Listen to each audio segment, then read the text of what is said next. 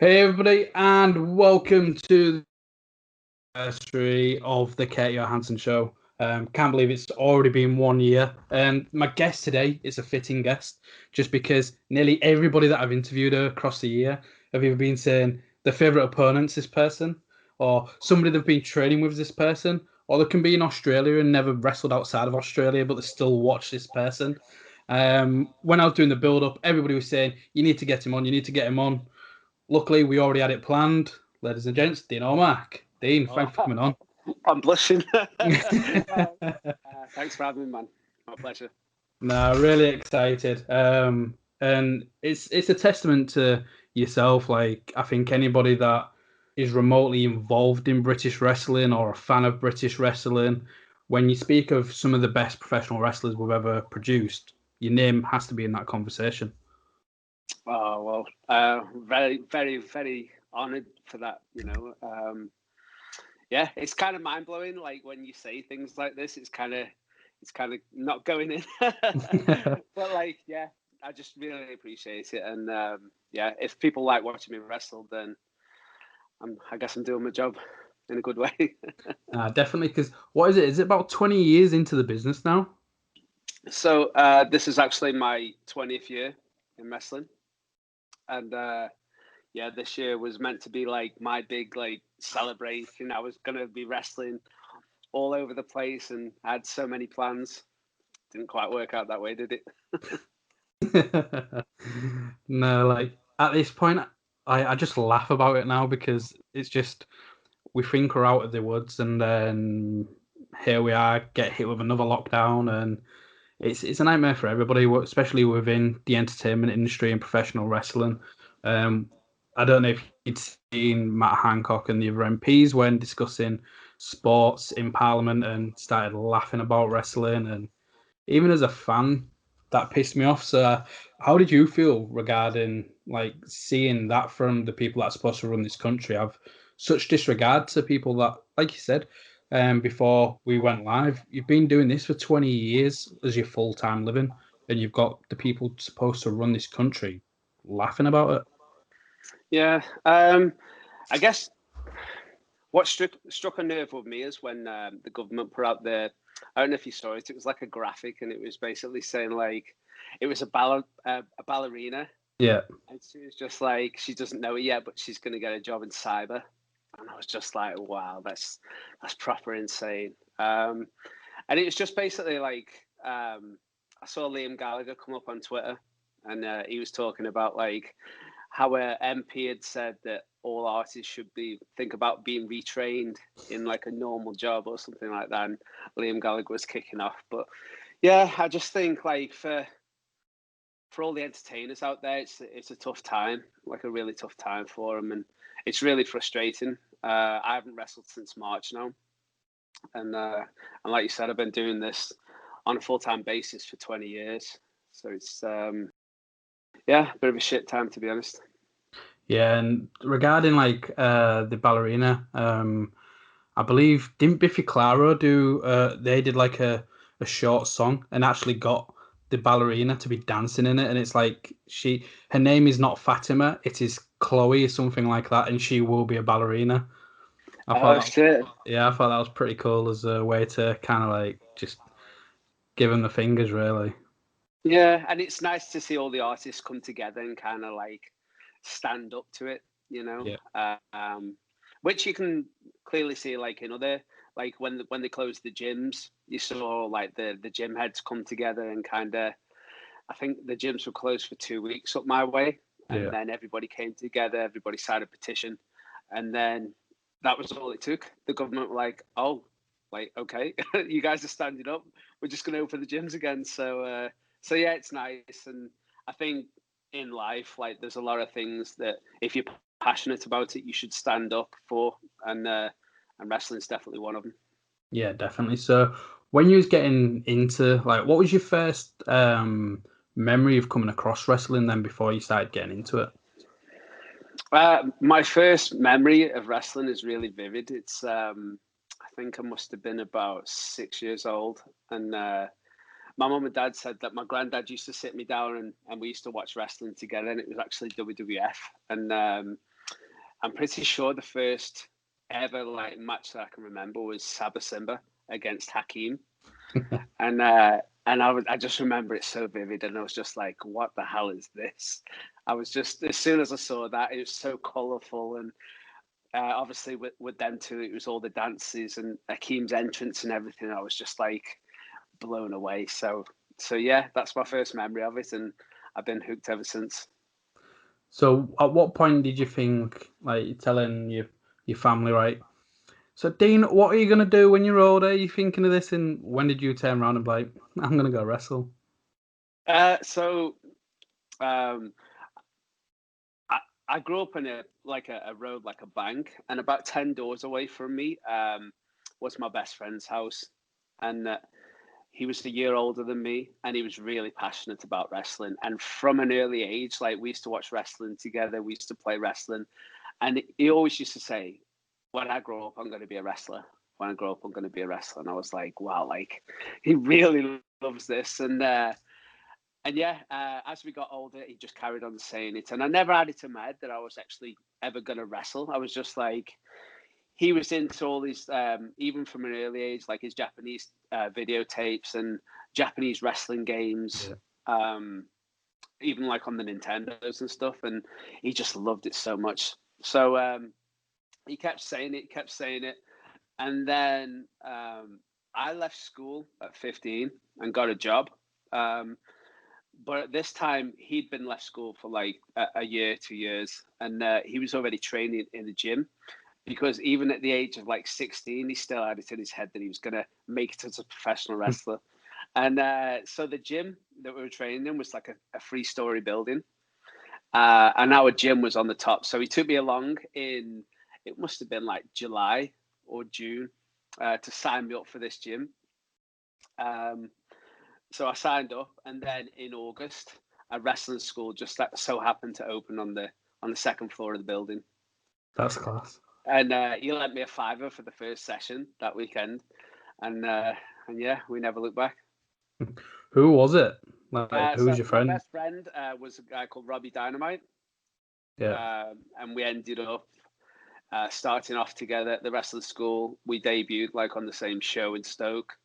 And then we ended up in 2017 in Japan together, which was like almost full circle.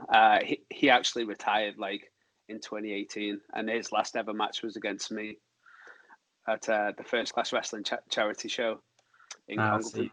That's fitting. That, like, here you are, two, I'll say, like, naive kids in school, and yep, I'm still gonna be a wrestler. I'm still gonna be a wrestler, and you're saying to him like, nah. And then again, Robbie Dynamite is still, like, again, he's one of the names where, especially with workers, his name's so respected. And not only have you come through together and both stuck it out, because sometimes you hear those stories where it's like, yeah, me and my best mate, we went training. Oh, really? Who is he? It lasted 2 days. And then here Yeah, you are, like, yeah, definitely. Rob was like, he's cut from a different cloth, and in my life, he's always been like my big brother, and like my tougher big brother, you know. And even though we started training at the same time and started wrestling at the same time, he always had like this natural ability. He was more of a natural than I was, and he was basically like teaching me like stuff that he shouldn't know, but he was just there, man. I was just so lucky to have like a best friend that was so talented and so driven, because if it wasn't for him, I don't think I would ever wrestled, you know. I just never would have gone for it. And I had a job in a factory, and my dad was like a normal hardworking man, and he was like as soon as I left school at 15, he was like, you need to get a job. You need to get a job. If you don't get a job, you're going in the army, you know. You're not going to be like lying in bed or sat at home. So I got a job in a factory, and I knew that I couldn't quit this job, because I was just like, if I quit this job, my dad's going to kill me. So I stuck with this job, and I was still training to wrestle, and doing like shows once a month on my day off. And it just so happened that I got made redundant from this job, got laid off. And then the week after that, Robbie Dynamite got me onto the All-Star Wrestling camps, and that was it. I was a full-time wrestler from there on, which is just absolutely insane. But again, that was just Rob. like just looking out for me and just getting me on these camps. And yeah, from there on, I was just away 7 shows a week for as long as I can remember, you know. I think you're probably the only person ever that's probably been happy they've been made redundant. Like, you're going home, Dad, guess what? I've been made redundant. Yeah, it was just one of them things. And I just feel like in my life, there's been like so many coincidences, like a wrestling school opening up in the same building that I was already training in. Like me being made redundant led to me like going and starting like full-time wrestling, you know, just, Yeah. yeah. And just lately, like obviously with all this going on and having time to reflect on things, like all the times that I was just like, well, that's the coincidence. That was the coincidence. That was the coincidence. Now I see it as like a sign that I was like heading in the right direction, and that there's a definite path, you know, like everything happens for a reason, and that's what I truly believe now. Do you remember that first match of yours then, 20 years ago? Yeah, I do remember it. I do remember it, but it's kind of, so I always explain my first match as kind of like it was in super fast forward. It was just like literally like I got in there and there's something that kind of takes over you. I call it like lizard mode, where you kind of like on autopilot, like, and your body and your brain is kind of just doing the stuff that you're meant to, but like you're kind of like in a different place, almost watching from like the outside, and that's definitely what was going on that night. Wow. So, and then here we are, like 20 years later, again, your career, and especially with like All Star, like I, I say it to everybody else, and like with you working for All Star for 20 years, near enough, like what's All Star meant to you? Because again, it made you go from redundant to working full time. Because the camps, whether it is All Star, NGW, Mega Slam, WAW, Welsh Wrestling, or whatever, I think they all get knocked by maybe smart fans or certain wrestlers that tried the camps and couldn't get over to a non-wrestling audience. What's your thoughts on it all? Um,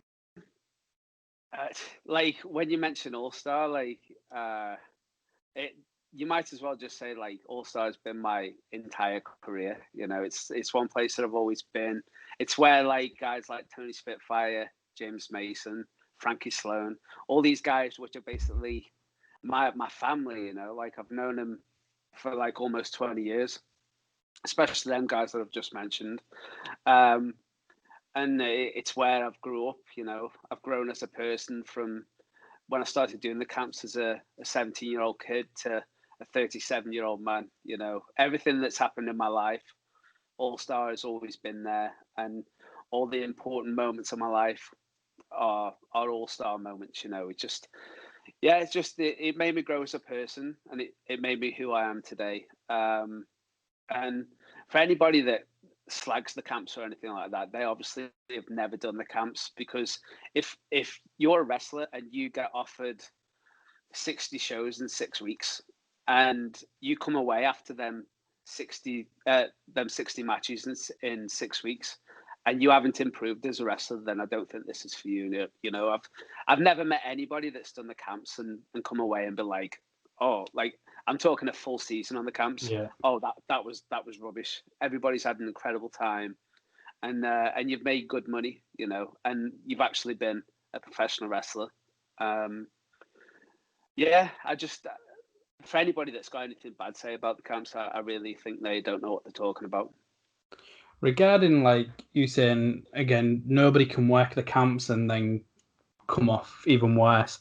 I believe it was like me interview with Jim where it was just on about like how can you be bad when you're wrestling like yourself, week in week, day in day out for a full week and getting those repetitions. And a lot of people have been like that where they've pinpointed certain individuals. Again, normally yourself pops up, but when they're wrestling certain individuals and they think, you know what, just from that 1 week of wrestling with that person, I feel I've got so much better. Who's that person for you? I would say, although I never really appreciated it, but Robbie Dynamite, he was always the guy that like, and people would put me on with him on shows on purpose because they knew that he would get the best out of me. And I always felt that when I was wrestling Rob, I was always in there with somebody who was a better wrestler than I was. So every time I was in there, it was like I was proving a point to myself, and I was proving it to him too. James Mason's obviously another one. As well as Rob, I consider James my mentor. He's probably taught me more about the job than anybody else has. And yeah, if for anybody that's wrestled James, they'll tell you that he's absolutely incredible on every level. Yeah. So how does it feel? Like, do you think it's because you're so close with Robbie to why you get the best matches out of each other? Because a lot of the time they do say, like, when you have that best friend connection, or even away from wrestling, like, you pull the best matches out of each other. Yeah, and me and Rob were like almost like totally different people. We weren't like, probably if it wasn't for wrestling, it was the wrestling that was our connection. You know, if it wasn't for wrestling, we would have no connection whatsoever. Like he's your typical like jock. I like to say, like, he's just lifting heavy in the gym. He's he's totally different personality than me. So yeah, I'd say it was the wrestling that was the connection there for sure. So fast forward a little bit then, and again, with three of the people you've mentioned, you end up going out to Nashville in, I think, 2004. It was yourself, James Mason, Frankie Sloan, and Robbie Dynamite. So again, 4 years in the business, your best mate that you trained together to begin with, and you're going across to TNA to do the shows for the American X Cup, representing the UK. Like, what was that like, and how did you even get that first call, if you remember back then?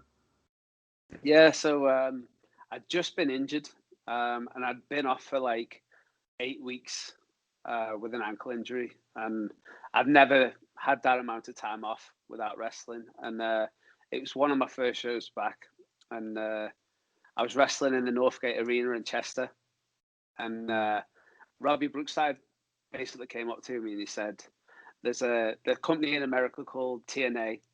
They're doing this show. They want 4 British guys to come out there and wrestle in like a tournament thing.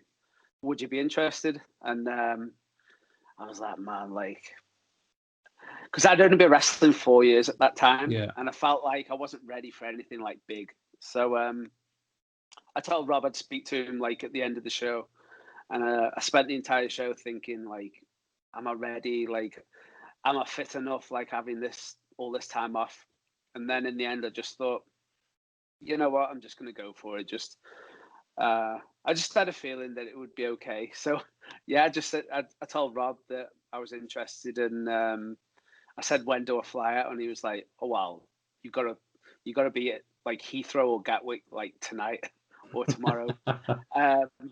And then like literally it was like flying there straight off the plane, straight into my first match there.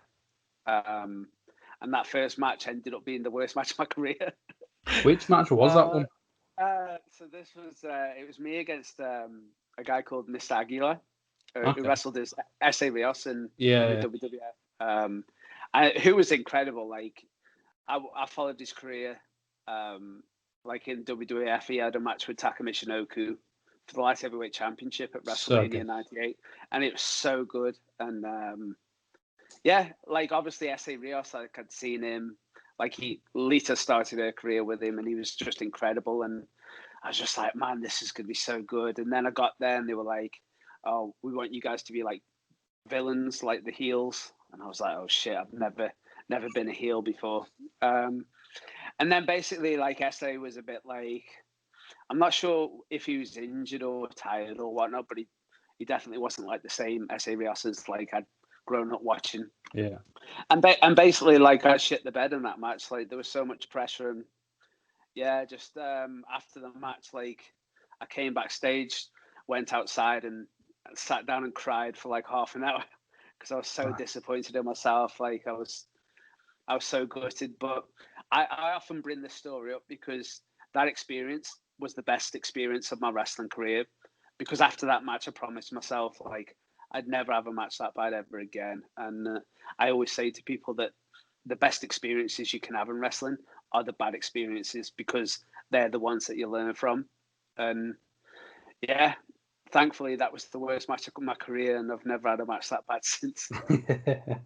How did you find like the rest of the American X Cup then? Once you've just had that match, it's rocked you to the point where you're like inconsolable outside, but then you've still got, I know you was teaming with James Mason, and then you had the 8-man tag as well. So how did you find like finishing like your job out there? So I think there was a week between my first match there and then the tag match I had with James, and I just spent all week just like telling myself that this one's going to be a great match, and I'm gonna make up for it the last time. And yeah, that second match was 10 times better. I felt more comfortable in there, and I guess like now I'm not even gonna make excuses, like that match was loads better just because that like I told myself this match is going to be good. I was obviously in there with James, who's, like I said, like one of the best to ever do it. So I felt really comfortable. And watching that tag match back, like it wasn't a bad match at all. No, and the match in question, was it Abismo Negro and Heavy Metal? It was, yeah. Yeah.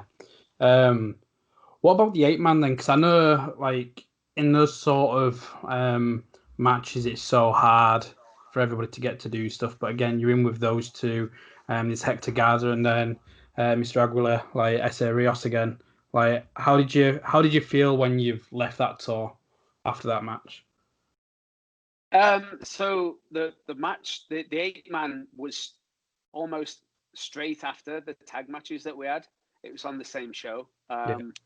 So literally it was just like, throw this 8-man together. And then I was out of there pretty quick. But then I remember like after it was all done, like AAA were really happy with the match. And their promoter came up to us, who was also there on the night, and he was like, he gave us the card and he was like, we want to do this match again, but we want to do it in Mexico. And then literally like about 2 weeks later, that guy died, or a couple of weeks later, or a couple of months later. So yeah, we never got to go over to Mexico and do it, but that would have been pretty cool. No, definitely. So you come back, and what was everybody else's reaction like then when you was going out there? Because again, initially you was like, I've not really been doing it long. Essentially, you might have been considered like one of the young lads, and you've had such an opportunity. What was that feedback when you've come back?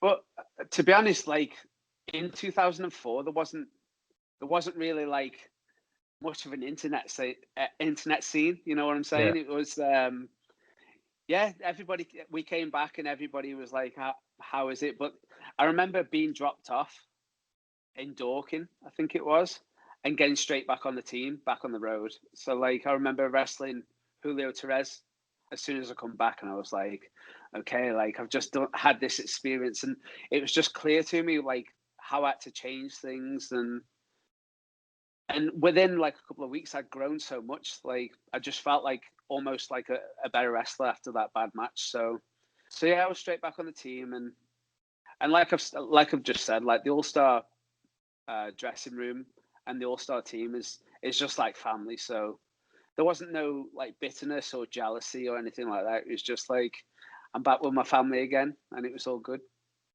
Brilliant. So have you had any contact with TNA since then? Because I know they've done a lot of stuff with representing like Team Great Britain, Team UK, coming over here to England. Have you had any contact with them at all? No, I think it was just kind of like a last minute deal with them, and as soon as we were gone, that was it. But like then 2 weeks or so were like incredible. Like I had such a good time up there, and like I said, like when I look back, I always think of that match and just think it was the best experience that I've had in my career. Yeah. So you keep using the word like family, and that's kind of like what the All-Star bunch are. It's like family, and a lot of that is because of being on the road together. You're always in a car going from one town to the next town and putting up the ring and doing your match, take it down and whatever like that. What's been the most, I'll say, like, surreal and obscure like moment you've been on All Star? Like, I've had people where they've seen somebody with a sleeping bag on front row, just like ready for tonight's entertainment. Like, I might not enjoy this, so I might as well bring my sleeping bag. And or even like on the road, like the amount of times like car breakdowns, and you can have such bizarre stories. Like, what are some of your bizarre stories from All Star that won't get in trouble? Yeah. Mentioning no names. So when you say surreal, like when I think of like the most surreal moments, I always think like when I was like 16, 17 on my first couple of shows, like just walking in a dressing room and seeing guys like Marty Jannetty, Tatanka, Jake the Snake, Earthquake, all these guys, you know what I mean, that I'd grown up watching on TV were like all of a sudden there, and I was on the same shows as them. And it was just, in my head, I was just like, this is so weird that like they're even in England, let alone like the same building as me. It was just, yeah, it's kind of mind blowing. But then it's always been that way, you know, like meeting like Gangrel and Gangrel becoming like a really good friend, and Gangrel staying at my house, you know what I mean? And just being on the road with people like that, it's just, yeah, it's always been quite mind blowing to me. But then obviously like growing up into like a man, it's my, like I'm so open minded now that like when something happens, like I'm never shocked by it. I'm just like, well, this is just wrestling. It's just like a cartoon universe, and I'm in there, you know. So yeah, it's I'm quite unshockable, let's say, these days, and there isn't many things that I haven't seen over the last 20 years. Nah, especially again working for All Star for that long, you're bound to have seen anything you can do, whether it's wrestling or traveling. I'm guessing, like, what would be your advice for like some of the younger ones that are coming through on the camps now? Then, My advice would be to live in the moment and just try and like take everything in. I was always taught by people like Robbie Brookside to like close your mouth, open your eyes, open your ears, get your head down, and just listen and learn. You know, and my advice would be that, you know, like I've known quite a few people in this job who've come in and they've always been focusing on like the end goal. They've been like, wow, I want to go to WWE, and they're focused. They're like focusing on the destination, on the finish line, instead of focusing on the journey. And they need to realize that when they're doing shows with like All Star on the camps, and they're doing like 2 or 3 shows every day, they need to be like present, you know, like enjoying what they're doing. You're wrestling 2 or 3 times every single day. If you would have thought that like when you first started training, then your mind would have been blown. yeah, But some people, like, as soon as they start wrestling, they kind of forget that, you know, they kind of forget the things that they wanted, and the reason why they got into wrestling in the first place, which is to actually like have fun and to wrestle, you know. yeah. So yeah, just enjoy themselves. Definitely relax, like try not to be nervous. And but the first couple of years in my career, I was so nervous that I wasn't really enjoying myself. Um, and what I should have been doing is just relaxing and just having a good time. No pressure, you know. Just enjoy it. Like you mentioned, Essa Rios, that was kind of like a pinch me moment. You mentioned some of the guys you've seen in the locker room and becoming friends with Gangrel, who I know you've faced. Has there been anybody else on, whether it's been All Star or even for a different company, where you've been across the ring and it's kind of been like a pinch me moment because it's actually happening? Jushin Thunder Liger, when I wrestled him in 2013, and I just remember being in the ring and his music hit, and just seeing him like walk down the aisle, and I was just like, man, like in my teens, like Justin Thunder Liger was like one of my favorite juniors to watch in New Japan, and then all of a sudden here he is on his way to the ring to wrestle me in Preston. I was just like, wow, that's absolutely insane. So yeah, that was a bit surreal, that moment. And to be honest, like, I've never taken wrestling for granted. Yeah. I've kind of always tried to live in the moment, and like the last 20 years have just been so amazing. It's just like every now and again, like, well, most of the time I am pinching myself, and I'll be sat there in the dressing room, like all the spotlights are on, and I've got my gear, and I'm just like, I'm doing this every day, sometimes 2 or 3 times every day. Like, my mind just gets blown over and over again because I've always been so grateful to just be doing it, you know? Yeah. And I think it was that year you'd have been teamed with Ultimo Dragon for PCW as well, wasn't it? Yeah, I think I tagged with Ultimo, and then I wrestled Liger within the space of a couple of months. And obviously Ultimo as well, like WCW Cruiser, the Cruiserweight division in WCW was obviously one of my favorite things to watch. And yeah, there I am, tagging with Ultimo Dragon. Crazy. So you mentioned Preston City Wrestling, and they're a company that I think over the years have drastically changed. When I first started getting into British wrestling, obviously there was my local company with NGW in Hull, but then I started looking further afield, and PCW was one of those because they are getting the likes of Liger and getting all these big American names. How have you felt being such a mainstay for PCW, and what do you think? I don't think they get enough credit that some other companies do. Mm-hmm. I know certain things may be managed poorly or whatever, but I think for what they was doing at that time, they were one of the leading companies, whether it was DVD sales and attendances because of the names they're bringing in. I don't think they get that credit. Yeah, just PCW is, when I look at PCW, I started there in 2011. I think my last match there was maybe 2018.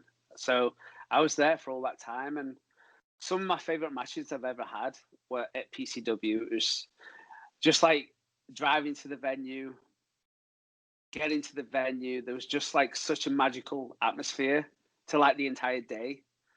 And yeah, I just loved every minute of PCW. It's just it when you're involved with something like that, it just feels special. Like, as I've wrestled for a lot of promotions, and PCW just had like a buzz about it. Obviously, you had like the venue with the chandelier above the ring, and which turned into like a lighting rig. It just looked so spectacular, and like that weekend where I wrestled Liger, like the night before that, I wrestled Kevin Steen, who went on to become Kevin Owens. And yeah, we had a 4-way there that was just like incredible with Joey Hayes and Chris Travis. And to this day, it's like one of my favorite matches to go back and watch. And just the crowd were just so into the matches. Like, yeah, it was definitely special. It really was. I'm not saying that it can't get back to the way it was, but like at that time, there was a time on the scene where in my eyes, they were like the biggest company in the country. Yeah, definitely. And I think it was the way they did use a lot of the imports and put them against guys like yourself. And I think if they were still here with us today with Chris Travis and Lionheart, both of those would say exactly the same, because I think like is would have come through PW, and obviously finances are a big thing. Like, to put those shows on, it's got to be expensive when you're bringing in some of the best talents in the world. But I know they're two people you worked with quite a bit with people. What was it like working with them over the years? Yeah, I wrestled Lionheart twice in the singles, and Lionheart was just so easy to wrestle. We didn't really like have a personal connection too much. Yeah. We weren't like great friends or anything like that. I know, like, Lionheart had his boys and who he'd have nights out with, like after the shows and stuff. But I, I, I was always there, and then as soon as my match was over, I'd pretty much leave because normally I'd like a show the next day. So never had any nights out or anything like that. But like when it came to the match, Lionheart was spot on. He was definitely my type of person to wrestle. And Trav, I only wrestled a couple of times in multi-man matches. We never got the singles, and before he died, we were messaging back and forth about like how cool it would have been to have like a singles match together, and how good it would have been. And it's just a shame that it never happened. Yeah, definitely. I didn't realize you'd never had a singles match with Travis. No, we had 4 ways, and we had like a 6-man ladder match once. But we never got a singles, unfortunately. What's your thoughts on multi-man matches? So that was one thing that PCW always did really well. So a lot of people would disagree, but like I used to love the way they did it, because they would always open their shows with a multi-man match. And usually, so like when I first started working there, I was always shoved in the multi-man match. Excuse me. I just had a Rain energy drink. It's repeating a bit. So I'd always get shoved in like a multi-man match. And because I'd never done, like, even though I've been wrestling for like 11 years, I'd never done like, the most I'd done is like three-way matches. I'd never done like 6 ways and 4 ways and stuff. So I was always kind of like, oh, I hate being in multi-man matches. Like, these suck. Like, there's no psychology to this. It's just madness. Like, I've got to remember all this stuff and I can't do it, you know. But then after a while, I became like Mr. Multi-Man. I think I did more multi-man matches than anybody else in the end. And at the end, I absolutely loved the multi-mans. Like, I just knew like the multi-man match on them shows would normally get the best reaction, because you were on first, and the way multi-mans work is just like 100 miles an hour, just like a car crash. So yeah, in the end, I absolutely love the multi-man matches. And then obviously the way that Fludder used to do it was he used to build his guys up. I didn't realize this at the time, but the multi-man match guys used to make like such a big name for themselves from their multi-man matches, that suddenly like they become like one of the top guys in the company. And before long, they became the champion, which kind of happened with me. I went from the multi-man matches to wrestling Liger, and then becoming like the cruiserweight champion there. Yeah, definitely. And again, you mentioned like the cruiserweight title and wrestling Liger, and we mentioned Ultimo.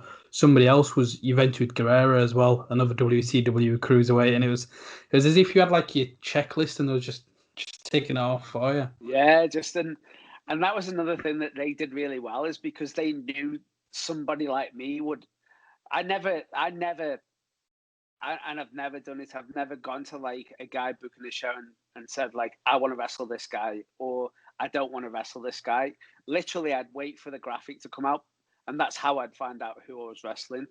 So like they knew that a guy like me at my age, like WCW cruiserweights and New Japan like juniors from like the 90s would be my thing. You know what I mean? So it just turned out that I would end up wrestling them guys. And yeah, it was crazy how it worked out. You'd have guys like Noam Dar, who his idol was like AJ Styles. You know what I mean?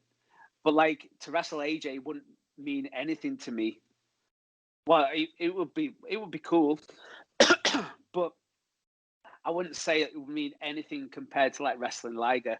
But like to Noam, like wrestling Liger would probably mean nothing to him, you know. But wrestling AJ Styles would mean everything. So they did that kind of thing really well.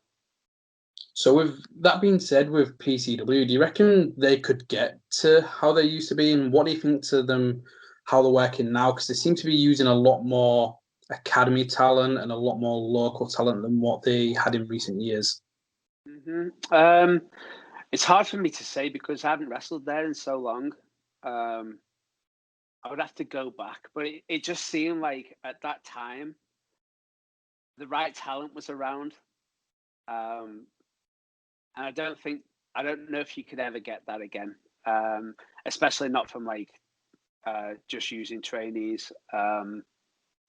At the time, and the CW is like the crowd always used to. It doesn't matter who the imports were.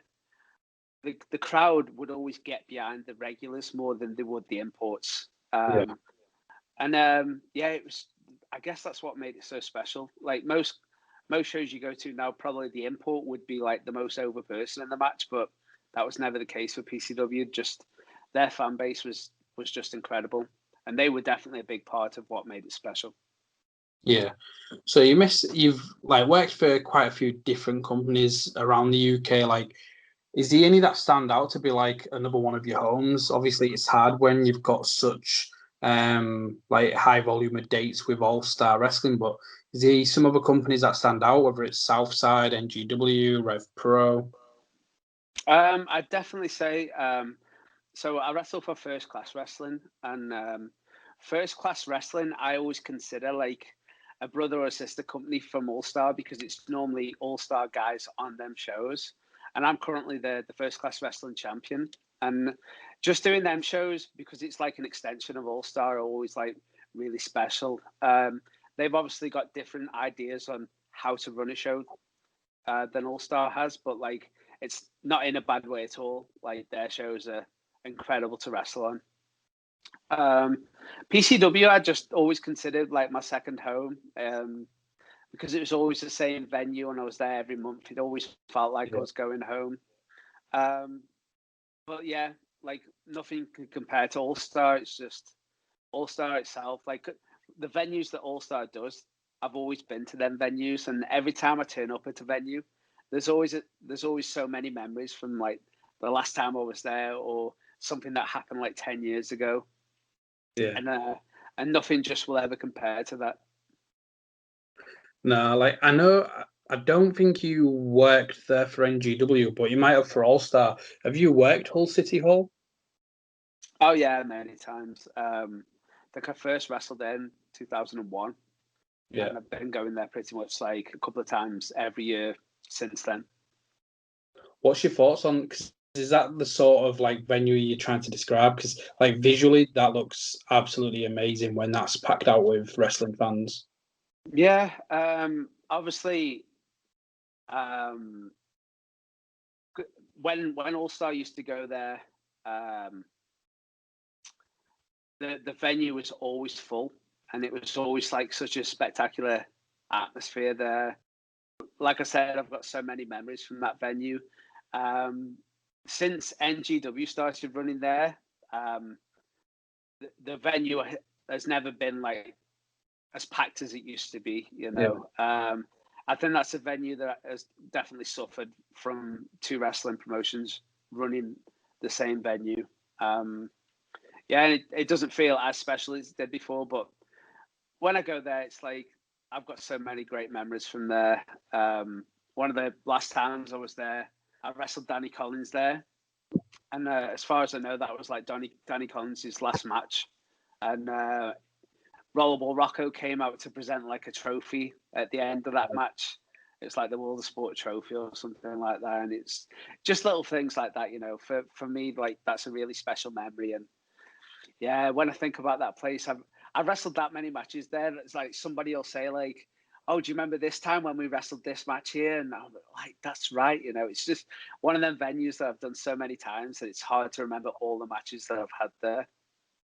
Yeah, I can imagine.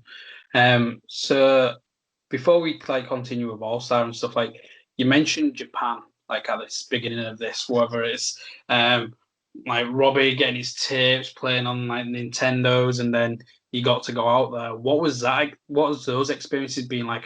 I know you wrestled for Wrestle One. You did a couple of the freelance shows as well. What's your times in Japan been like? Absolutely incredible. Never in my wildest dreams did I ever imagine that I would ever get to wrestle in Japan because my favorite wrestling, when we started going to the tape traders, me and Rob, we always used to buy tapes from all around the world, all these independent promotions, and mine was always Japanese tapes. Rob would watch like Mexican wrestling, he would watch like wrestling from Germany and all this, but mine would strictly be Japan. I'd just get all these different promotions like FMW, Michinoku Pro, which was my favorite Japanese company to watch. And I said that to Kazahashi. I met Kazahashi in Japan, and I was like, "Oh, Michinoku Pro is like my favorite," and he was like, "Really?" like better than New Japan. And I was like, yeah, Michinoku Pro. I don't know what it was about Michinoku Pro, but Michinoku Pro, like I still go and find matches from Michinoku Pro and watch them now. And especially their multi-man matches, like their 6-man tags with Kai and Tai, absolutely incredible. And Kai and Michinoku Pro, like their atmosphere of their matches was like, I found a lot different than like the New Japan shows and the All Japan shows. And they had their own special kind of style. Yeah, Michinoku Pro was definitely my favorite one to watch. And yeah, just getting to wrestling. In 2011, I wrestled for like Dragon Gate UK. And I was, at that time, I was like, well, this is the closest I'm ever going to get to wrestling in Japan. Like a Japanese company coming over here and doing the show and I'm on it. Great. That'll do for me. And then 2013, I wrestled Liger and I was like, okay, I've just wrestled like Liger. Like this is the closest I'm ever going to get to Japan. And then 2014 actually got to wrestle in Japan. And yeah, it was just absolutely mind blowing. And once again, like talking about like everything happens for a reason. Imagine like if somebody told you that like an agent was going to come all the way from Japan, he was going to come watch a wrestling show at Butlins, and then he was going to take you, all expenses paid, to Japan to wrestle in one of the biggest venues in Japan. You'd be like, well, you couldn't write that, you know. If you wrote that in like some movie, you'd be like, that isn't realistic enough. But that's what happened. Yeah, just I couldn't believe that happened to me, to be honest. How did you find the culture then when, like, you can tell from your passion now, like, you're such a big fan of their culture and stuff. So what was it like when you are in that venue? Was it Yoshioka that you was facing?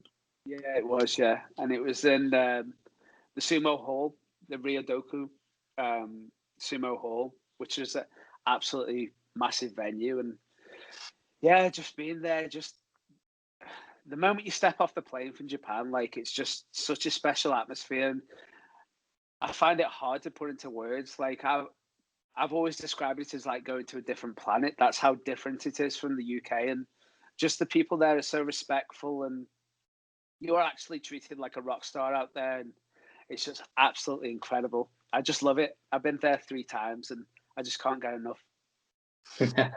What was your other 2 experiences like then, aside from Wrestle One? So my second time there was I wrestled at the Shinkabe first ring, and I wrestled Minoru Tanaka, who again, like I grew up watching, like in the 90s, like juniors in New Japan. And I was just like, wow, this is incredible. And that time of my life, I was really sick. I had like stomach ulcers, and all the way to Japan, I had to keep like a plastic cup by me, and I was spitting blood like into this plastic cup. And there were times where because obviously like the turbulence gets really bad on the way to Japan sometimes, so you're in your seat, and yeah, I had this plastic cup and I was just spitting blood, but there was no way I was going to miss that trip.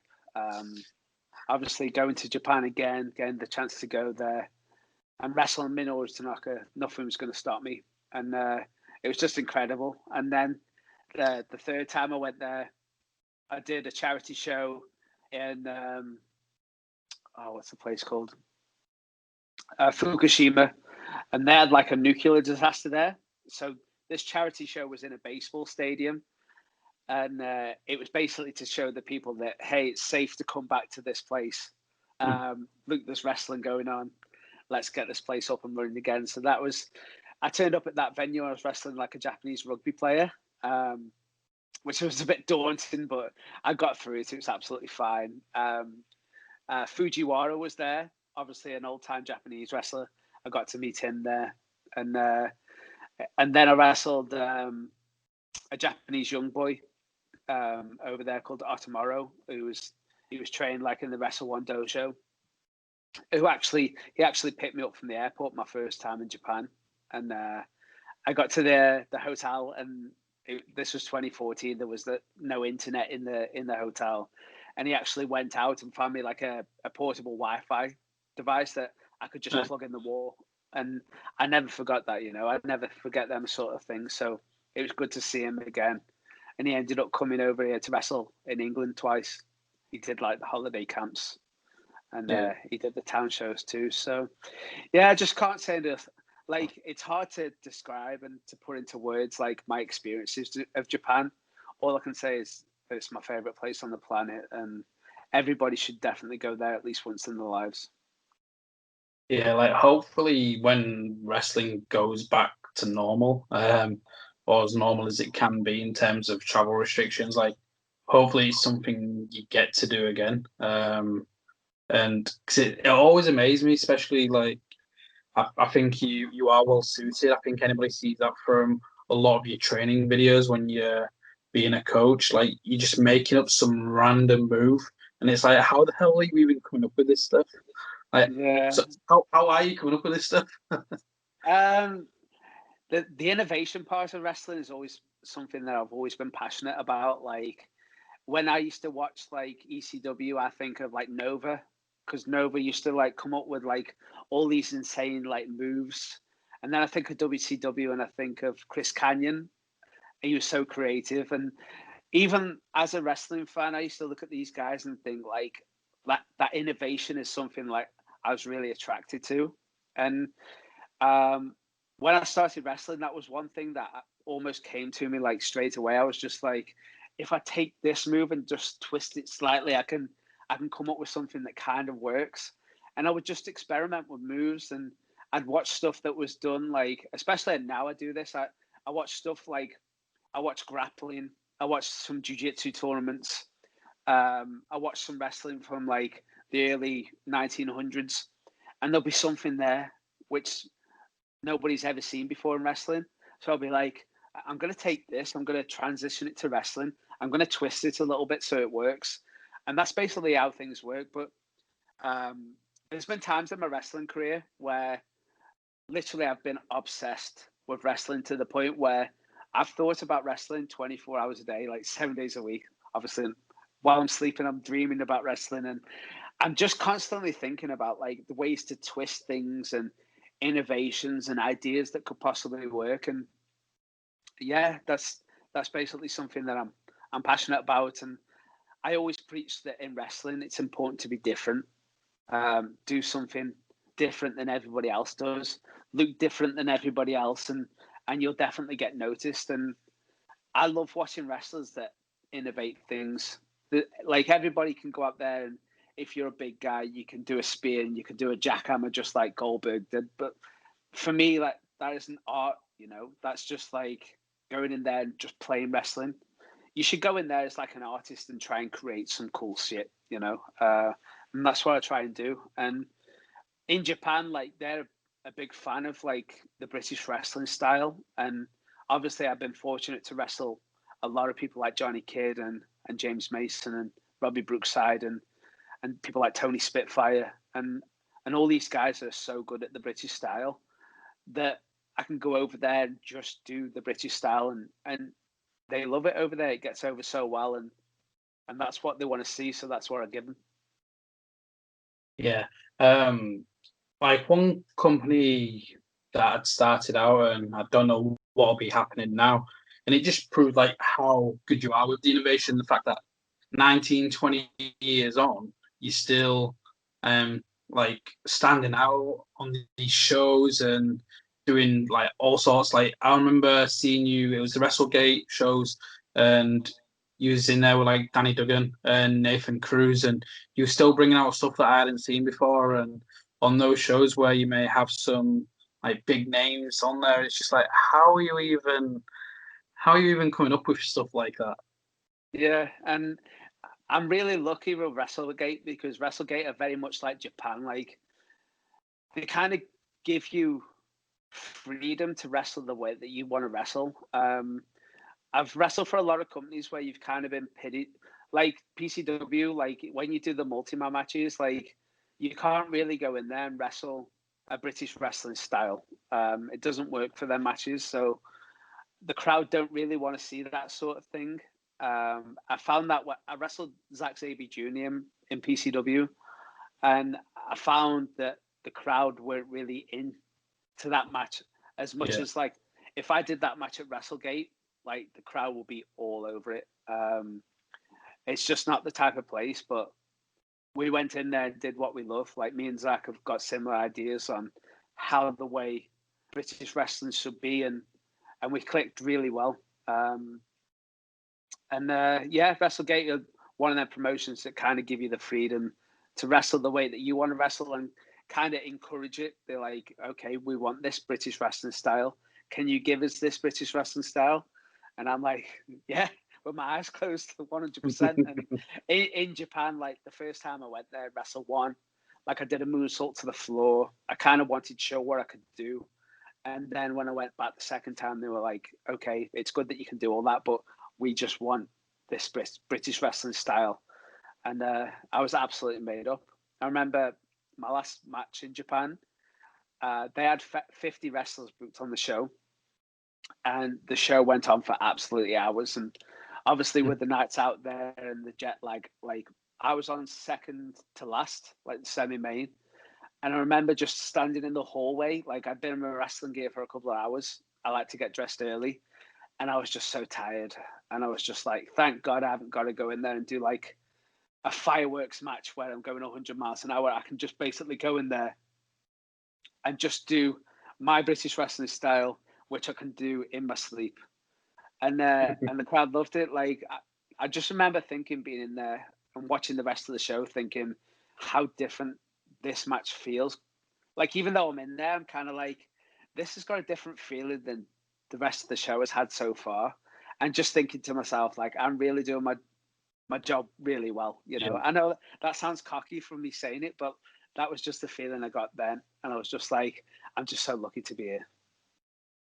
Brilliant. And hopefully, like, I don't know what will be happening with WrestleGate. Obviously, Gary, that was behind it's now doing Wrestle Carnival.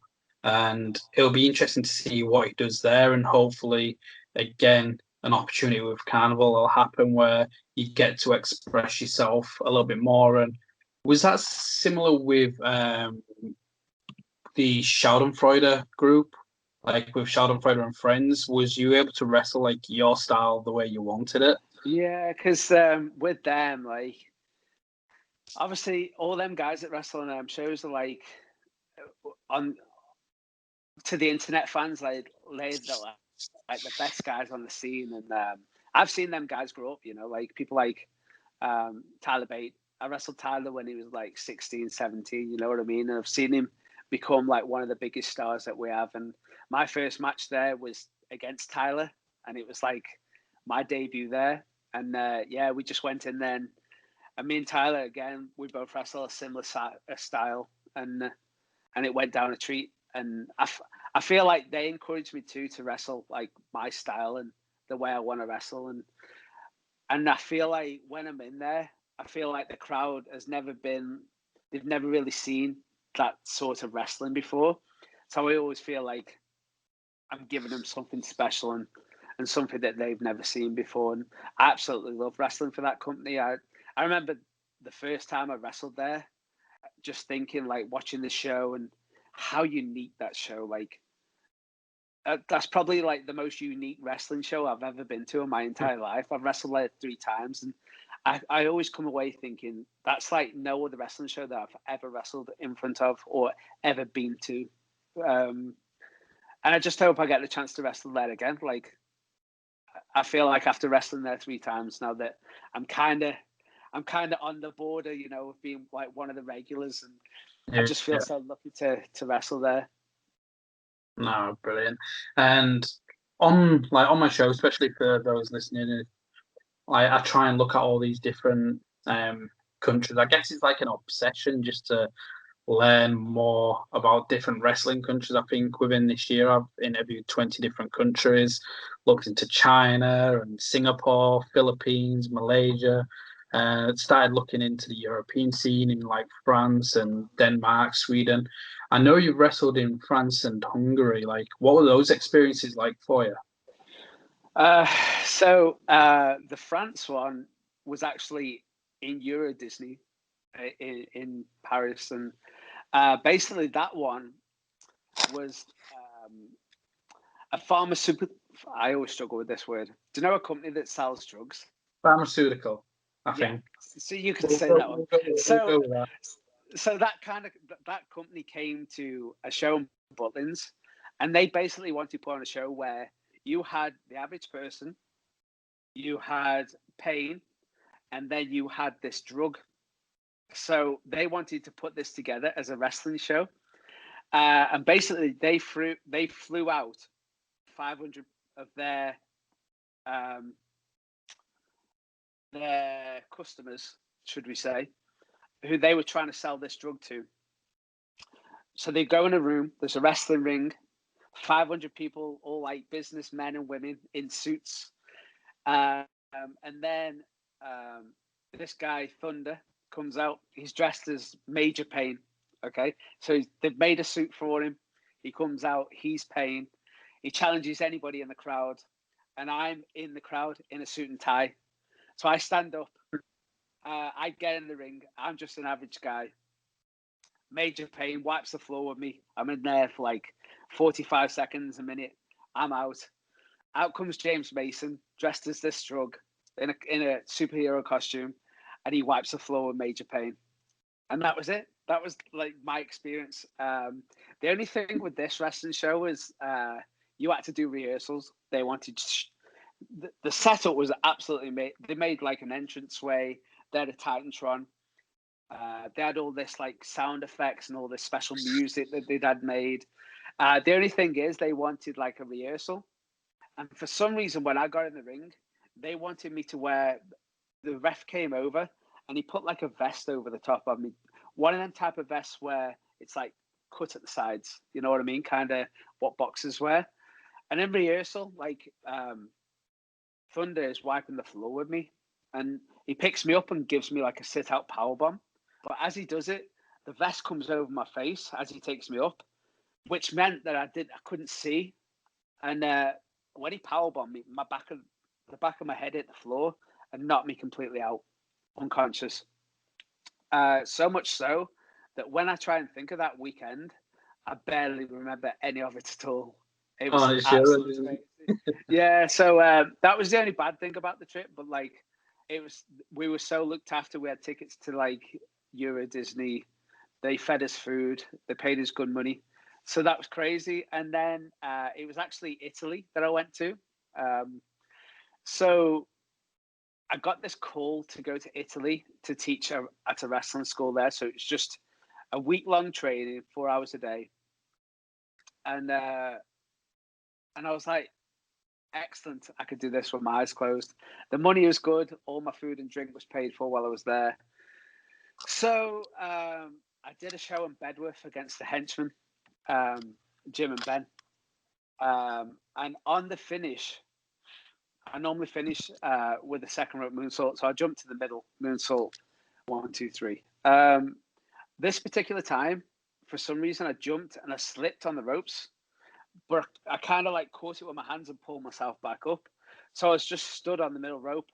So I just thought, well, I'm sure doing a moonsault off the middle is just the same when you're just standing on it. So as I went, like I completely went off course and my legs landed on Ben's legs. And he's got like gigantic tree trunks, which hyperextended my knee. And I thought I broke my leg. I was in such agony. The very next day, I had to go to Italy to teach at this wrestling school.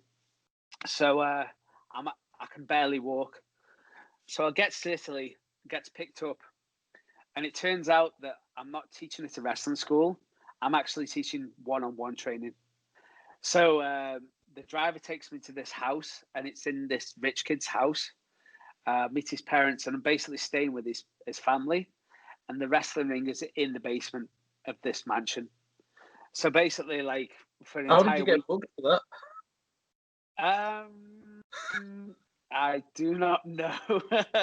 There's a guy called Silvano, and he used to just come over here every now and again. And for some reason, he chose me to go there. So I was just like, well, I guess this is happening. The money was really good. And basically, like the entire time that I was there, I was drugged out to my eyeballs and they fed me with alcohol. And this was actually around about the time that my stomach problems kicked off because I was having dental surgery. I can't even talk. Dental surgery at the same time.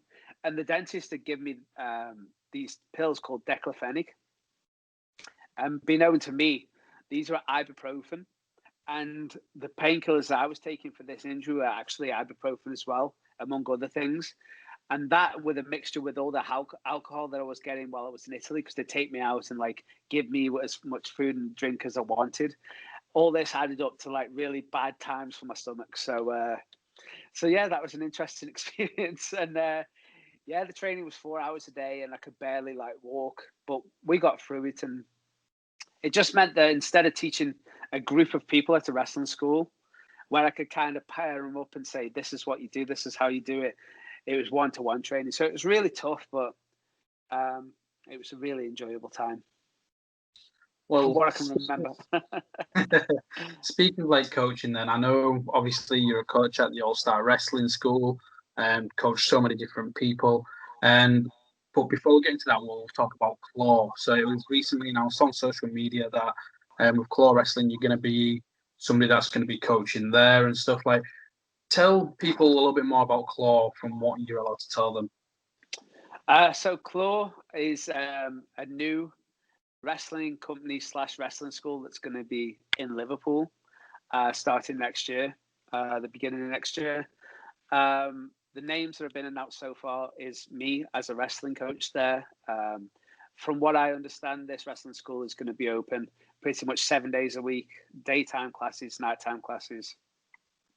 Yeah, and basically for me, this is going to be like an exciting opportunity to teach more. You know, at the All Star Wrestling School, I teach one night a week on a Wednesday.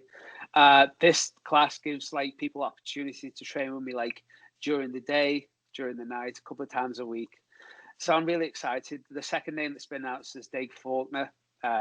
Dave Faulkner, for anybody that doesn't know, was on the Ultimate Fighter, which is a reality TV show in America, and he's a catch wrestler. He's really good at teaching wrestling.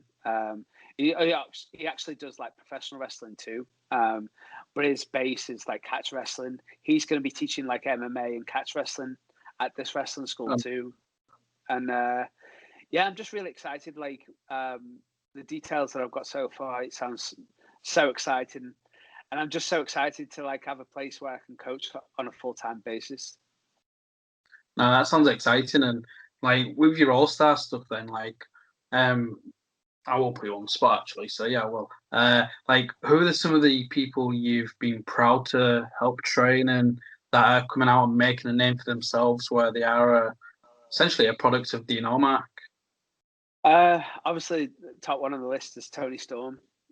Obviously, Toni moved here when she was like 17 years old, and she'd had a bit of a rough time in Australia with like her wrestling training over there. I think she'd been training since she was like 14, and yeah, she wasn't great when she first got here, but I could see the potential almost straight away. And the thing with Toni is like she really wanted to learn, and she soaked everything up like a sponge.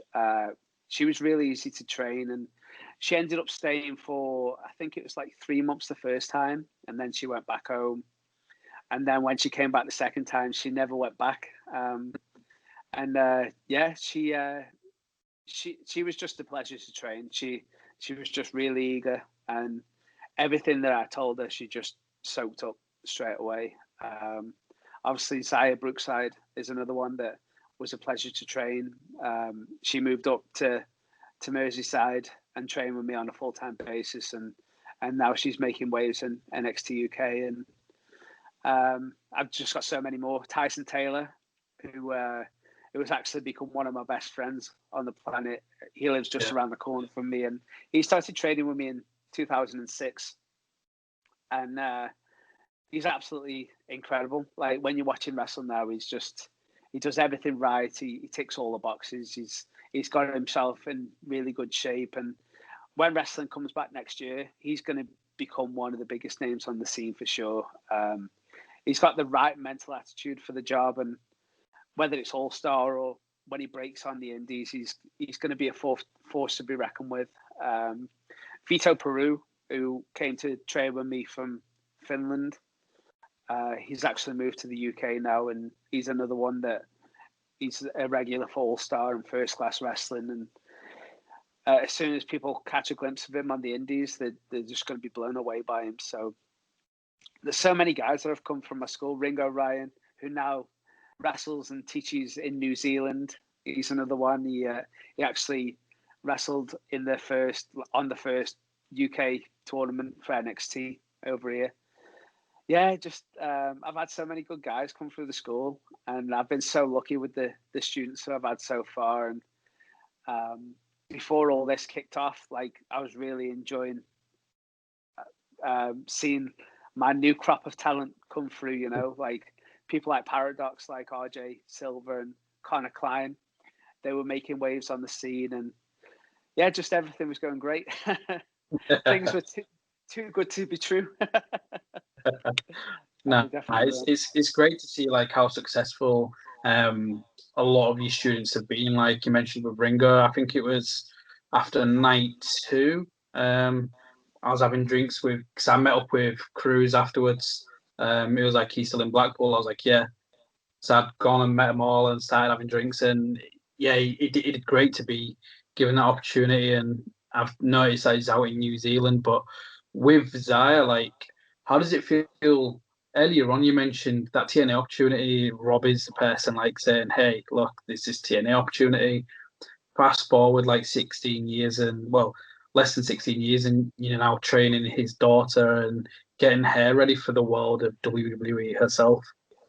Yeah, and with Zaya, it was a weird one as well because obviously when I was on the road with Robbie, he used to bring Zaya along to the shows, and I just remember Zaya being like really shy and hiding behind him, you know. And, she was like really shy, and then seeing what she's become now is quite mind blowing. And I'm really good friends with Sean Custon, who is Zaya's boyfriend, and me and Sean speak like on a weekly basis, and we message like every day. And Sean is like over in lockdown, and especially like 2020 has been like one of my closest friends. And he's really helped me like find myself, like especially like on a spiritual level, and we kind of connect on that level quite a bit. So yeah, like I FaceTime like with Sean every week, and Zaya's always like milling about in the background. So he's a good guy, man. He really is.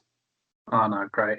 So when lockdown is over, like people were thinking, you know what, I'm looking somewhere to train, whether they're already training but they're looking somewhere new, or if it's somebody thinking for the first time, what can they expect from whether it's a seminar from Dean Allmark or come to train with you full time?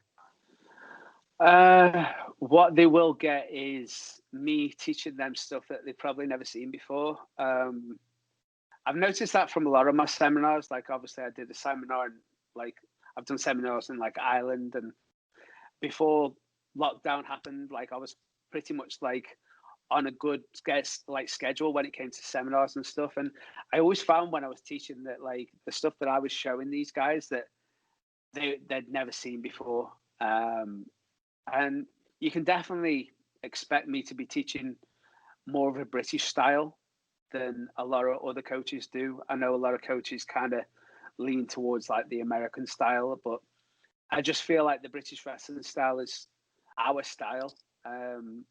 And with us being British, we should be like passing that on to like the next generation. And it's definitely an art form in itself, and it's one that shouldn't be lost. So that's one thing that I'm always going to be teaching, as well as some flippy stuff as well, of course.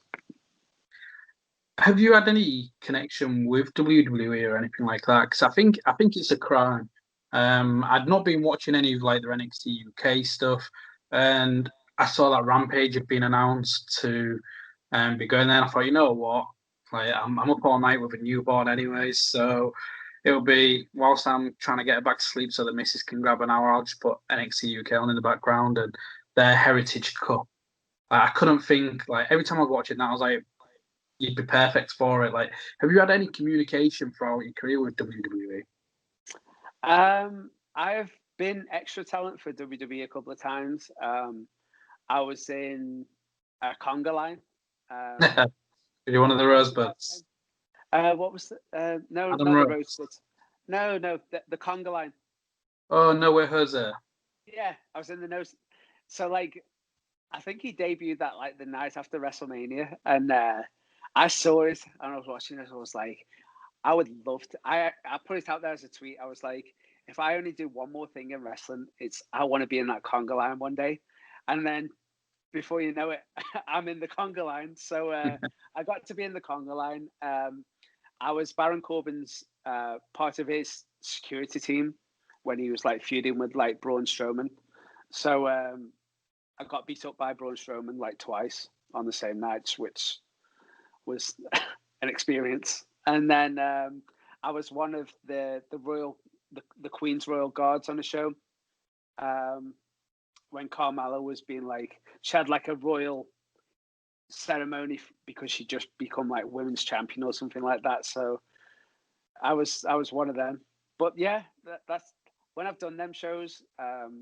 It was around about the time they had all like the NXT UK guys there for the first time, and I saw them working out. And yeah, it's just like a really good atmosphere. Like there was guys that I've been on the scene with for years, and I got to hang out with them in catering and stuff. And yeah, whenever I've gone there to do like extra work, I've always had like the best time. And to be honest, when I've been there, I've always been like, if they were picking somebody to do a match, I'd always be leaning to dressing up and doing something silly instead, because I just love that sort of thing. You know, when it's Halloween, I love getting dressed up as like one of my favorite characters or something like that. So yeah, when I've been there, I've always had the best time. But I've always said in wrestling, I've never had like any expectations. I've never gone out there and actively like chase something. Like everything that's happened to me in my wrestling career has always come along, and it's happened to me without me having to do anything. Yeah. I've never in my career like messaged a wrestling promoter asking for work. I've always been lucky enough to be like contacted by all these guys, and because that's kind of the way I've always lived my life. I've always been like that driftwood, like going down the river and just going with the flow. I'm kind of not going to change now after 20 years. So if they get in touch with me, like I definitely would be interested, but I'm definitely not going to be like contacting them looking for any work or anything. It would be great to be there, don't get me wrong, but I'm completely happy like just wrestling on a full-time basis and just doing my thing like I've been for the last 20 years. So there's no point me asking like what are your goals left in wrestling. I know one of them will be going back to Japan, but anything else is just if it happens, it happens. But is there anybody in particular that once you can start wrestling again, you want to get either back in the ring with them or in the ring with the first time? I've got to the stage now because I haven't wrestled since March, and we're in November now, where I'm kind of like, I just want to get in there and wrestle anybody, you know. There are a couple of names that stick out, like Jordan Breaks, who from what I've seen is like the new kind of like Jack Gallagher, kind of Zack Sabre Jr. kind of wrestler. I kind of want to wrestle him to see what he's about. I wrestled Jonathan Gresham a couple of years ago in a 6-man, and I felt like when we were in the ring together, we had good chemistry, and he's kind of the style that I like. Obviously, I'm eager to get back to Japan. That's my favorite place, and whenever I wrestle in Japan, it always feels like extra special. I'm just eager to get back on the scene, you know. This was my 20th year this year, and it to me, like I was even putting it on like I'd get announced somewhere that I'd never wrestled before, and I had some debuts coming up, and I had some like exciting bookings coming up. Like I'm sure they won't mind me saying it now, but like I was going to debut for Fight Club Pro, and my debut match there was going to be against Mike Quackenbush, which I felt like really excited about, and that match was going to be great. And there was just so many places that I was like, I was booked for that I'd never announced, and I was so excited to wrestle at. I was meant to wrestle in like a King of Trios, like 3-way, like in a team, like where it was like me, Johnny Storm, and Jody Fleisch. We were like a trio in this tournament, and I was just so excited, and it just never happened, man. And all this happened, and all that got taken away from me. My 20th year got taken away. It's All Stars like 50th year this year, and I toured with them during February, and just I was so excited. And this year was basically going to be like a celebration of my career, and I guess I'm just going to have it next year instead. Yeah, definitely. I'm looking forward to next year. Like once it can go back to normal, I think the hunger that's clear with yourself and other people I've spoken to, and with fans as well, and promoters to put on a good show. I just think the whole, with everything that's been going on in wrestling recently, to I guess like cleanse it and make it like a safe space, and with everybody not being able to do it for near what will probably be like a year by the point shows are back on. I just think the atmosphere is going to be amazing. I think the matches are going to be amazing. It'll probably take some people a while to get used to wrestling again, like try and get back into ring shape. But I'm just I think the atmosphere is going to be incredible once you're back in front of fans. Yeah, I can see it. Like, and you can kind of like see it from people's like posts on social media, and the fact that like from fans and wrestlers, they all seem kind of hungry, and everybody's kind of itching to go. And obviously this year, like I felt like it's hard for me to say because like this year has been like a bit of a journey for me, like on like a spiritual level. Obviously I had all that going. It was my 20th year. It all got taken away. And during the first lockdown, I became like, I will say kind of depressed. Like I've never suffered like any depression or like any suicidal thoughts or anything like that. And for the first time in my life, like I felt myself like in that position. I found myself like getting drunk like every single day, like just sitting in the sun and put on 2 stone of weight, and I was like in a really bad place, and then just all of a sudden, just like the gyms got opened again. I kept seeing signs like all over the place, which I'd never like. So like in my entire life, like I mentioned before in the interview, like there'd always be like coincidences, like okay, this is a coincidence, this is a coincidence, this is a coincidence. Whereas like now everything's my life's become like simplified and everything's become like slowed down. I'm not looking forward to like the weekend, the Friday, Saturday, Sunday, the shows that I've got booked. I'm not thinking about wrestling like 24/7, thinking about like all these things that I'm going to do in training. And I've started noticing like all these signs, and they're not coincidences. Like these signs are here, and I've started meditating, which like I've never really done before. I meditate like 20 minutes every night before bed and kind of take everything in. And yeah, the feeling that I've got like now about my life is like in lockdown, I felt like I kind of lost my purpose, like why I was here, like on this planet. And I remember taking my camera and doing some like training videos at my wrestling school. I think I did like 5, and when I look back at like I'd let my hair grow long and my beard was like a mess, and I was kind of like a mess, like emotionally. And I think the reason why I was doing them videos because it was kind of like a cry for help. You know, I was kind of like I had nowhere, like my creativity and my life had been taken away. There was nowhere for my creativity to go, which is why I was like trying to figure something out. You know, and I was kind of like I was taking the camera to my car and I was like talking about what I was going through and my feelings. And now I look back and I'm like, that was you at rock bottom, you know? And I just feel like with this newfound like thing that I've got going on, and I kind of wake up every day kind of grateful for what I do. And the mundane little things like feel so powerful in my life now. Like the other day I opened my blind in my bedroom and the sun was beaming through, and I kind of closed my eyes and was just there for like 5 or 10 minutes, just feeling the sun on my face. And things have definitely changed now. And I'm just interested to see like taking all this in back into the wrestling, how that's going to affect me as like a wrestler and a person. I think it's going to definitely affect me in a better way. And I just feel like I've grown so much, and that maybe I definitely know for me, like this lockdown and this year is something that I definitely needed after being on the road and wrestling like 250 times a year. I definitely needed this break. And I'm definitely a believer that like everything happens for a reason. And I think I needed this. I needed my life to be simplified and wrestling to be taken away to get me to where I am now. And I definitely think that when I come back, I'm going to be at the best I've ever been, physically and mentally. And I work out every morning now. This morning I worked out. I did a home workout for like 2 hours. I'm going to go away now and meditate for 20 minutes. I just feel like everything's kind of coming together. Everything feels so powerful. Like even the simplest little things, like I can feel things that I never felt before. And I just know.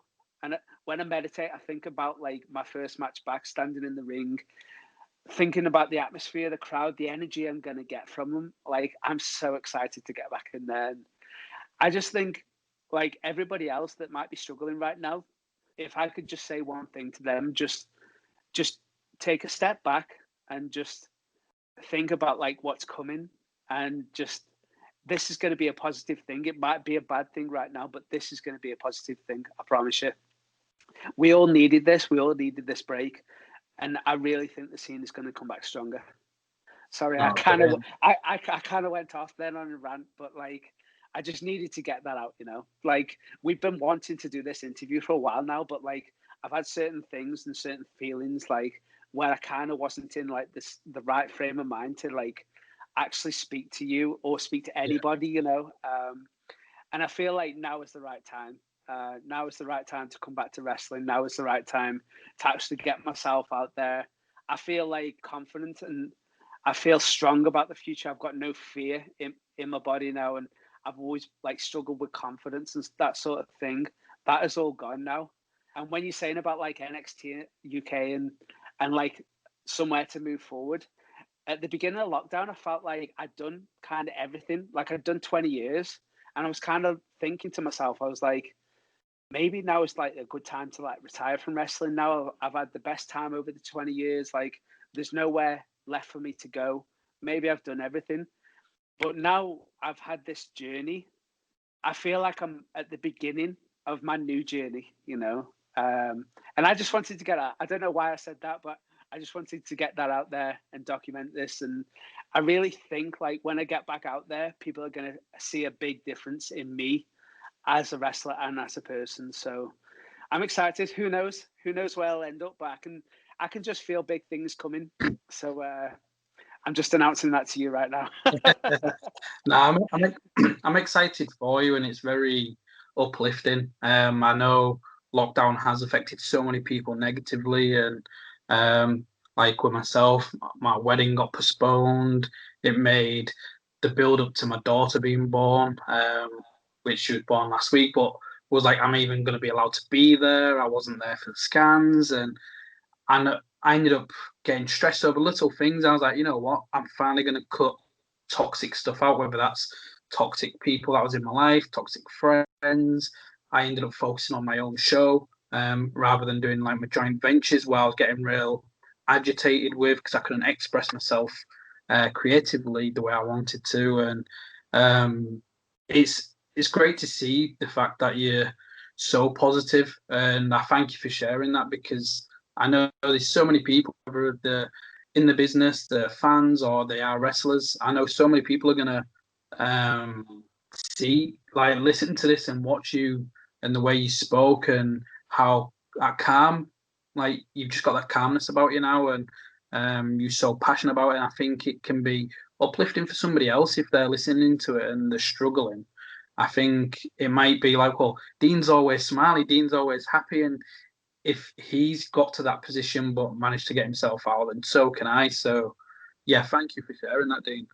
Well, you're welcome. And it's just like, before this, I was just like, should I say like what I've been going through and the kind of journey that I've been on? And I think, yeah, like you're right. If it can help somebody and somebody is like I was, where they're kind of like, oh, this is a coincidence, it's a good one. But like, if they can see the signs, like I've been seeing the signs, then they know that there's like something. I definitely feel like there's something guiding me in the right direction, and there's definitely more to this world than meets the eye. And I've definitely experienced that this year. I know I sound like a bit like a crazy person, I know, but like the experiences I've had this year are real. They're 100% real to me. And for anybody like that is going through a tough time, like I was at that time in lockdown, like you can just with a bit of positive thinking and opening your eyes and kind of feeling things, like you can get yourself back on track. And I feel like almost like a new person now. And the old habits that I used to are now gone, and the negative feelings that I used to feel on a regular basis and the anxiety actually feels gone, and I feel so centered now. So I'm definitely awake, and I can't wait to transfer all this energy and positivity that I've got back into the wrestling. That's one thing that I need to do now, and I feel like at the beginning of next year, I feel like it's all going to come back, and yeah, I can't wait. I'm really excited. So yeah, thanks for letting me share that. Like I No, said, you're I welcome, didn't man. I didn't know if I was going to say anything, but you know what? Fuck it. No, I'm glad you did. Like, one of my old jobs was traveling around the UK doing like motivational speaking about mental health, whether it's anxiety or depression or people with substances, and I'd talk about like the stuff that I'd gone through. It's great to see that. It's not great that you went through it, but it's great to see that you've taken the anxiety and the depression and the drinking and turned it around and turned it into something so positive to where you're looking into the future with clear eyes and with positivity, which during a time like this has been really hard for people. So again, thank you for sharing, and like all the best to you, and congrats for like getting past that dark cloud. Thank you. I never realized that I was at rock bottom until now. I look back, and yeah, times are tough. And for any like wrestlers that are out there and they're feeling the same way, just keep going. You know, it's going to be back, and we're going to be back stronger, 100%. Yeah. Well, I think that's probably the perfect way to end any episode. So wholesome and so uplifting. So again, Dean, thank you for sharing the 1 year anniversary show with myself. It's been a pleasure to finally make it happen. And I know we'd been trying for a while, and I thought, you know what, I need something good for my anniversary show. I dropped you that message like, look, mate, I know we're trying to, whether you're busy or I'm busy, right? I'm free on this day, it can get released on this day. Let's do it for my anniversary. And again, thank you for coming on and giving me what's now a couple of hours of your time. Oh, thank you. And it's an honor to be the guest on your 1 year anniversary. And congratulations, man. Like, I listened to like obviously the Kean episode. I absolutely loved that one, and the Big Jim one. And you're smashing it with the guests. And these guys are like my best friends in the job. And yeah, like I tweeted to you, and I was like, stop having my best friends on your show. And I was just like, just seeing them coming on shows and getting them out there. Like, I really appreciate you doing that for them. And you're definitely picking the right guys. They're awesome. Excellent. Oh, brilliant. So, Dean, where can everybody find you on social media? Where can they buy merchandise and things like that? So Facebook, Twitter, Instagram, TikTok, all at Dean Allmark. I've TikTok as well, yeah. I got bored during lockdown, so you can find me on there. You can find me on YouTube, obviously on Instagram.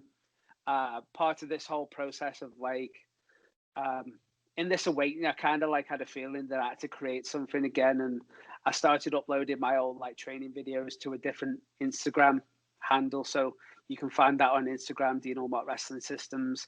That's pretty much like just training videos from a wrestling school, which people seem to be liking at the minute. So, and it gives me a chance to every day like upload something like that's positive, and it's not really about me. It's just about the wrestling, and it's not me talking or anything like that. It's just me just wrestling in the training, seeing videos of like my students.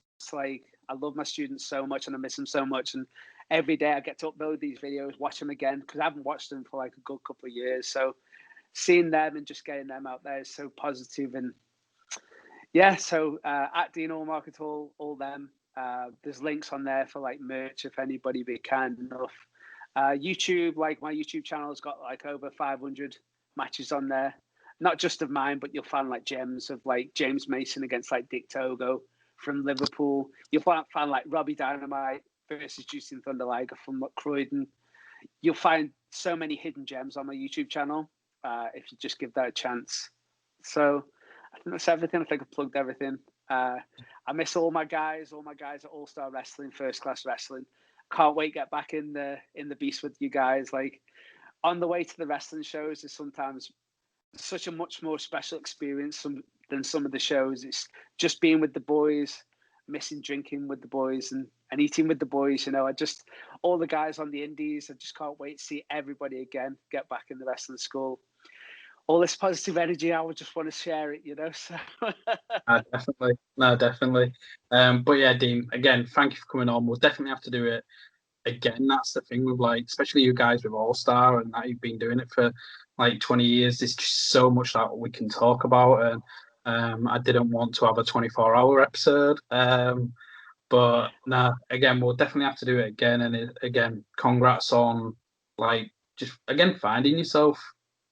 Yeah, and that's what I feel. It's almost like I've become, like, I don't want to use all like these big words or like these cheesy words, but I do feel like awakened, you know, to everything.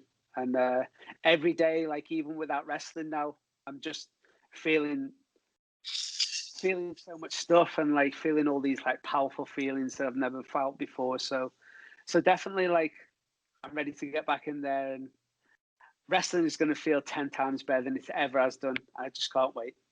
Thank you so much for having me on, man. Nah, Dean, thanks again. So everybody, make sure you do follow Dean. Make sure you hit like and subscribe.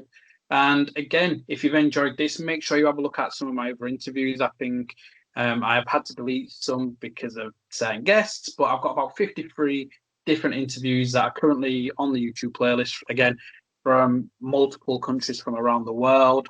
And then on tomorrow's episode, just to wrap up on this 1-year anniversary run where I've done 17 interviews for 17 consecutive days, we end it with my interview with Mila Smith, somebody else that was just singing Dean's praises in this one. So again, more Dean Allmark in that interview. And again, Dean, all the best to you and your family, and we'll do it again soon. You too, man. Thank you so much. Thank you. Friday morning.